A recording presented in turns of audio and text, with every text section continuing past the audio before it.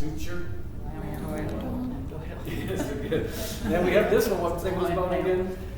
And there's one that cuts it in half. I always take you and slice you right down the middle. That's called a certain kind of a section, sagittal section, right?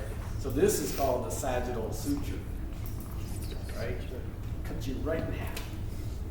And you find the sagittal suture on what bone? Parietal, What bone? frontal, occipital, Bone. temporal. I got you. Good. This is the temporal bone.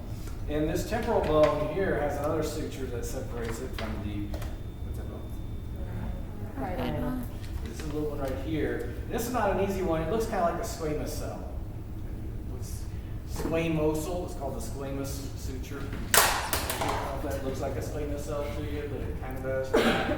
There's nothing I got for that one. You know, scale-like, that's what squamous is kind of looking like, a scale to a certain degree. So this is a squamous suture, right? You see that on your list. Now, if you look at this list, I'm going through all these structures that are on there as well. Okay, and then the interesting thing, if you take out your atlas, some of those images you're gonna see different things in better views and so forth. So, anyway, okay. So what bone? parietal, What suture? lamboidal, What bone? occipital, What bone? frontal, What suture? coronal, What bone? temporal, What bone? occipital, Okay, now let's look at this one here. This one here is kind of interesting. If you look at this bone, the occipital bone, there's a big hole in it, right? But we're anatomy students, so we don't say hole, right? There's another word for hole, and that word is foramen. A foramen is a hole. If you look at the skulls and look real closely, you see little foramen there, a little foramen there. There's foramen all over the place. But this one's a big one, so it's called the foramen magnum, right there. Okay, there's the foramen magnum. On what bone? occipital, Now realize what this is doing. This occipital bone is sitting on top of the first vertebrae. So you have what's referred to as the atlas and the axis. We'll get to that a bit later on. But this is so that you can turn around like this and everything. You can tell by these bones a lot by whether it's a male or a female. You can tell whether they're left-handed or right-handed, all sorts of weird stuff about it too. But this bone is the occipital, occipital bone. This is the lambdoidal, what's the name of this? foramen magnum, Foramen magnum. All right. Okay. So now we're going to get to some other things. This bone right here, your bone right here, is your maxilla, right? The maxilla. And this bone right here, I think so. is the what? Mandible. Mandible. It's not a womanable. It's a mandible. Mandible. Gotta give you something. Sorry. This mandible, we'll come back to that a little bit later on. Okay, so maxilla mandible. Okay. Now, what's the name of this bone right here? Zygomatic arch, Zygomatic bone. Zygomatic bone. Then we have these bones that are in the front of our nose. This is the nasal bone, right? And then we'll get some other ones in just a minute with the different colors. But I want to come back to this one right here. What's this one called? zygomatic, Zygomatic. What's the name of this bone? maxilla, Maxilla. What's the name of this bone? temporal, What's the name of this suture? squamous, Squamous suture, right? What's the name of this bone? parietal, What's the name of this suture? sagittal, Okay. What's the name of this bone? occipital, What's the name of this bone? temporal, What's the name of this bone? zygomatic, What's the name of this bone? temporal, What's the name of that bone? zygomatic, What's the name of this bone? temporal, And that bone? zygomatic, Okay, because here's what I'm going to do now. Watch this. This is fun. Okay, here we go. You just told me what the bones were. Okay, so I'm going to tell you what. If I put my finger right here, right there, that is the temporal process of the zygomatic bone. See what I did there? I don't know if you see right there. That's the temporal process of the zygomatic bone. Right there. See where I did that? So since you now know that this is the what bone? Temporal. This is the what bone? Zygomatic. If I put my finger right there, what do you think that's called? Zygomatic process. Of the temporal Temporal bone. bone. Exactly. Now, the zygomatic process of the temporal bone and the temporal process of the zygomatic bone collectively make up something called the zygomatic arch. You think your glasses sit on, right? Your zygomatic arch. And those are different structures. Now, notice if I point right here, you're just saying zygomatic bone, right? If I point right here, you're saying temporal process of the zygomatic bone. If I point here, you're just saying temporal bone. If I point right here, you're saying Zygomatic process. zygomatic process of the temporal bone. Exactly. And if we were to ask you, name the bones that make up the zygomatic arch, you'd be able to say temporal process, zygomatic bone, and zygomatic process, temporal bone make up the zygomatic arch. Okay. Now, what bone is this again? What's the name of the suture?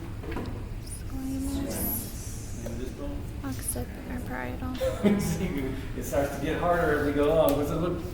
Parietal. Parietal. This one? Frontal. What's this suture? Coronal. What's this one? This one? Sagittal. Okay. Then what's the name of this bone? Temporal. What's the name of this bone? Occipital. What's the name of that big structure right there? Foramen magnum. Foramen magnum, right? Now, we know what goes into the foramen magnum is actually your spinal cord, right? And it goes all the way down your spinal cord, calling down to the base and everything. We'll name all that stuff later. The spinal cord goes out of that foramen magnum. Now, what we need to recognize as far as bones are concerned, when two bones come together, it creates an articulation, right? A joint between those two bones. And some joints in our body are immovable, like the suture is an example of an immovable type of a joint. You can see they're two different bones. They fuse together, but they were originally separate bones. If you look at the little baby over there. Oh, we put the baby back. Little baby go? You put it back. You put that forward. Just to point these out to you, this is a fetal skull. And when you were little fetuses, the skull bones weren't fused together. You know, they had gaps in them called fontanelles. And I'll know the names of those fontanelles a little bit later on. And what were the purpose of those fontanelles? So You think could about what this little thing got to do. squeeze. You gotta get through there. No, you know what I mean? You gotta get somehow out there. So it's gotta squeeze through there, so it comes out look like a cone head or something weird when it comes out, right? And then thankfully, as you grow, it gets old. You know, you ever touch the baby's head? You can feel their brain go. But anyway, these joints fuse together, so they're immovable. So the synarthrotic or amphiarthrotic and diarthrotic joints, which we'll come to later on. The reason I'm mentioning it is this. What bone is this again? Occipital bone articulates, or in other words, there's a connection, a joint between the occipital bone and C1 of the vertebra. Okay? So they're going to actually come together. And when that happens, when two bones come together and they're movable like this, or like this, sometimes what you get are these structures called condyles that are created when the bones are anatomically next to each other. So right here, next to this big hole, which is called, big hole called, are these little condyles. And this one's nice because these are called the occipital condyles because it's on the occipital bone. There's many condyles throughout our body, which is nice. These are called the occipital condyles. Occipital condyles articulate with the superior articulating process of C1, which we'll come back to later on. Okay, so those are occipital condyles. What bone is this again? Suture. Okay, she's gonna slap me. This is the frontal bone. Parietal. Temporal. Squamous. What is this? Maxilla. Is that a good, what? Maxilla. That's the part. I guess I'm pointing at the right one. So maxilla. What bone is that? Zygomatic. Okay. What bone is this? Temporal. Temporal. Now look at this temporal bone real close. Ooh, broke something. Oh, look at that, broke. look at your temporal bone, and you saw the temporal process and the zygomatic process. This little structure right here on us has a name. What does it mean to masticate? Chew. Right. The mastication is to chew. So this is actually called, these are called the mastoid processes. And the mastoid processes in this case are on the temporal bone. You can see the way the coloration of this is. And then next to the mastoid process are these pointy structures called the styloid processes. And you have other styloid processes in your body, in your wrist and other places, right? But this is a styloid, little pointy thing, which you hopefully have both of yours on there, right? So you can see over the years, these have broken off. This is a styloid process. Okay, what's this called again? Mastoid process. Okay. Now this bone actually is called the Mandible. mandible. And normally the mandible sits right in here. So we can do this. We can talk. Now, if you look closely, the mandible fits right into the temporal bone. And you probably heard something called temporomandibular joint disease, TMJ. The temporomandibular joint right there. When that thing gets all out of whack, it can hurt and be painful. The point of it is, though, you can see that this mandible fits into the temporal bone right there. Now, there's got to be a name for those structures, of course, because we got to name everything. So we're going to learn the structures of this first. This is a mandible, and this part of your mandible is called the body of the mandible. The body of the mandible. Ouch, the body of the mandible. And then you have these two sides that jut up like this. These are called rami. Have I lost you guys yet? See, it's a lot, isn't it? I know it's a lot. But I just want to make sure I put it out to you the first time once at least. Okay, so rami. Mandible, and then the rami right here. You see it on your list? Okay. Now, the teeth right here, if you're going into the dental, I think that's cool. It's a great career. You go into it, you make more money. You make a lot of money, and you don't have to work overtime and holidays. Anyway, it's interesting. Teeth fit in this little place right here called the alveolar border or margins. So you have an alveolar border or margin on the body of the mandible. You also will see that on the teeth that fit into the alveolar border of the maxilla as well.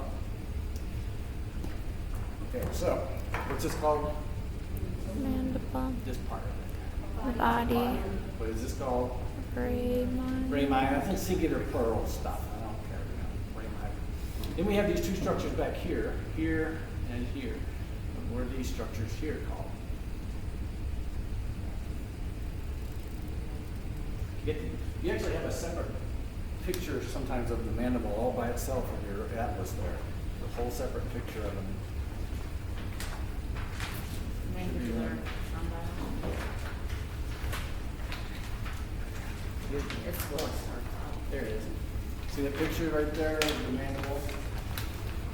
So these are called the mandibular condyles. Right? The mandibular condyle is on the mandible. The mandibular condyles in the mandible sit inside of this joint that makes up that TMJ disease. And there's a little groove where the mandibular condyle fit. And it has a name. It's called the mandibular fossa. You see that? I'm kind of bouncing around now, aren't I? So the mandibular condyles of the mandible fit into the mandibular fossa on the temporal bone to create the temporomandibular joint. Okay? All right? So we're still with me? So what's this called again? Bone? Mandible. What's this part? Body. What's this part? Villi. Alveolar borders or margins. What is this? Rami. Ramus or rami. What is this? Mandibular condyle. Mandibular condyle. I'm losing you now. Mandibular condyle. And what are these guys over here called? Core what? Cornoid Core what? process. Core what? Noise. For what? Noise process. For Noise. are you annoyed? You go, what is he doing here? I'm annoying you. That's why I was intentionally, these are the coronoids. Now, the reason I would say that is not, it's kind of fun, but C-O-R-O-N-O-I-D, coronoid. Somewhere else in your body is a C-O-R-O-C-O-I-D. One letter makes a big difference. A big difference. Because this is the, what's this called? Coronoid process. Okay? Right? The coronoid process is just a part of, there's nothing really special we could talk other than there's a lot of joint muscles and things that go to it, which we're not worried about. Okay, so that's this bone right here.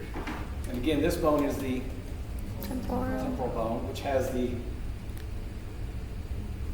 mastoid process and the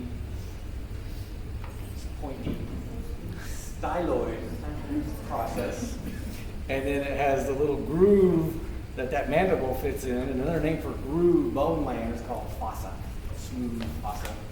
This is called the mandibular fossa on the temporal bone. All right, now if you look inside the skull's eyeball, you see something that looks like, I don't know what, is that canary or salmon color? What color is that? Think of the color. Salmon. Salmon? Yeah, that salmon color has a name. What's it called? It's called a sphenoid bone. How do you spell that? S-P-H-E-N-O-I-D, sphenoid bone. It's the salmon colored bone right here. See that? You know, it's hard to see on some of those models there, but you can see it here clearly, sphenoid bone. What bone is this again? Nasal. What bone is this? You see this UT orange, University of Texas? Orange, right there. That's called the lacrimal bone. Then there's a yellow bone. If you look up into the nose, you see a yellow bone way up in there, way up in the nose. That has a special name.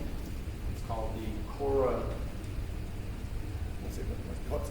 It's called the ethmoid bone. Sorry, I went someplace else. Ethmoid bone. Now I'm just okay. Well, so what? Well, the only way to learn these is to do this. This is the bad part. Yeah, I can do it.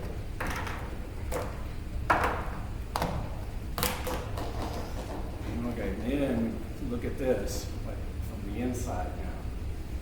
So you see the salmon colored one again, that is called a sphenoid bone. You can see here in there, but you can also see now in here. So there's two different views, right? Now we're looking into the skull. And the sphenoid bone is that salmon colored one. What bone is this? Frontal. What suture? Coronal. I just popped it off, just so you know. Right. And you see the yellow bone I was talking about that you can see in the nose? And here, the yellow bone is called the ethmoid bone. Okay? See all that? So you can see that in the nose. Now the salmon colored one is called what? Sphenoid. Now if you look at the sphenoid bone this direction, you see something that looks like a little bat wing. I think they look like bat wings. Little wings. These are called the lesser wings here of this sphenoid bone. It's the lesser. See the lesser. You have to look at the one moving straight down. Yeah, there you go, right there. This one is the lesser wings of the sphenoid bone. Yes, you have to change the page to keep going, keep going, keep going, keep on going. There you go, right there. You see those? So now you're looking at it from the inside. And that's the lesser wing of the sphenoid bone right there. And this one right underneath it, this big one right here, is the greater wing of the sphenoid bone. Excuse me, I always forget to get this thing. I know you're sitting there. I'm nuts, I know. The reason behind my madness, I think. So we have the lesser wing of the sphenoid bone and the greater wing of the sphenoid bone, right? You see something that looks like a little saddle. If you were a little person that you could sit there and straddle it, like a saddle. See a little person there? If you were to miniaturize yourself, you can sit there. See a place that you can sit? Like a saddle, a little area right there. This is called the sella turcica, which literally translated means the Turkish saddle. So it's called the Turkish saddle, but it's called more specifically the sella turcica of the sphenoid bone. And something very important sits in that saddle. It's very important. So important that you couldn't live without it. And obviously the brain is sitting up in here. And there's this little structure that kind of dangles off the brain called the pituitary gland. And that pituitary gland sits in the sella turcica, the sphenoid bone. Very well protected. Very well protected. Then we have this yellow bone again. What's the yellow bone called? Ethmoid. I know it's a lot. This is the ethmoid bone right there. And you see this little, what looks like a ship sail or something on the top of it there. It's called the crista galli. It's like I think it's a sea term, a galley, the term of a ship. And so that's the crista galli right there. It's pointy. And then on each side of the crista galli, there are these little holes. You have to look on the inside of yours. Little holes right next to the crista galli right there and right there. Right on each side of the crista galli, these little holes are called the cribriform plate. You see them? Hopefully you can see them on yours. Do you see them on yours? You see them right there. Usually people take their pencil and mark on them. So usually you got on each side of the cribriform plate is the crista. On each side of the crista galli is the cribriform plate. Now something sits in the cribriform plate right there. What do you think? Sinus. The olfactory bulbs, the olfactory nerve sits right there in the cribriform plate of the ethmoid bone. And the holes, the nerves of your nose go into those holes so that you can actually smell. Which if you're not a smoker, you can actually do. Smokers can't do that. But anyway, that's what sits right there. And another interesting thing about this crista galli right here is the two hemispheres of the brain sit right there and they're connected right there. Kind of like a little connector for the two hemispheres of the brain. Have you ever taken a self-defense class before? You know, some things that you can do to kill somebody is if you took my right up the nose like that, it would kill them instantly. That thing whips right through the brain and splits it in two. Yeah, that's one way to get rid of someone. The other way, of course, is to go like that, poke them right there. That gets them away too. But don't do that. If you do your elbow, you can really hurt them really bad, right? But anyway, that crista galli is a connection to the two hemispheres of the brain. Okay, what are these little bones next to it called right there? Remember, those are your lacrimal bones. This bone here is the nasal bone. This bone right here is the maxilla, exactly. This bone right here is the Zygomatic. This bone right here is the let's see, did I miss something? Yeah. If you look underneath, you can see the palatine process and the palatine bone. You have to look at it from here. See here, that's the palatine process right there. You see that the palatine bone? In this one, the palatine process is this one right here. Palatine process is on the maxilla. Palatine bone, as you can see, is different color. It's actually a part of the sphenoid bone. If you take the sphenoid out, it would look different all by itself. Okay, so I missed something. Oh yeah, I know which one I missed. Okay, so what's this bone called again? Temporal. Temporal bone. What's this structure here called? The mastoid process. And the little sharp. Oh no, did it break it? I broke it. I broke the little styloid off. I don't have a styloid anymore. Styloids. Lost my styloids. Yeah, it's a bad day. So anyway, okay, what bone is this again? Temporal. Temporal bone. And there's that little groove there that something sits into it. called the mandibular fossa. And there's something else that's right in here too that's on the temporal bone. There's another hole or a structure. It's actually a tube. And it's called the external auditory meatus, or your ear canal, right? And, you know, my grandmother always tell you, the only thing you're supposed to put in there is your elbow. Right? Can't do that.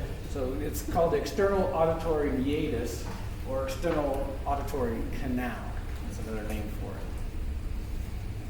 Let's see. So, the other thing to mention is sometimes in bones there are these cavities that are created just by the nature of how they were made. Like for instance, you know this already. If I were to take this and cut it off, there would be a space right behind your frontal bone called the frontal sinus, right behind that. Your ethmoid bone, if I was to take this ethmoid bone right here and cut it in half, there would be a little sinus in there. It's called the ethmoid sinus. If I was to take this sphenoid bone right here and also cut it like a sagittal section, there'd be another little gap in there. I wish I had a half head model to show you. I'll do that in a second. It's called the sphenoidal sinus. And then one other thing to mention too, if you were to look up the nose of your models, look in there really close. Do you see those little ridges inside of there? You see those ridges? Well, we have a special name for those too on the ethmoid bone. We have what are called the superior, middle, and inferior nasal concha. Concha, called concha. You can only see them as you look into the nose, up into the nose, which I don't know what page that is on your. What is that? 37. 37. A couple of ways of actually viewing it. And you can see them that way, where you take the ethmoid out by itself, or you can see it with it cut in half. There's many ways of viewing some of these bone structures. And I'll come back to that when I get the half head model to describe what that is, this concha, in a little more detail. So, not too many things there, right? You want to go all over again? No. So those are all the structures that I can think of off the top of my head right now that you have to know on this model of the skull. See how just the skull is a little work? Just to learn it all by itself. So take a break, go panic, scream, and then I'll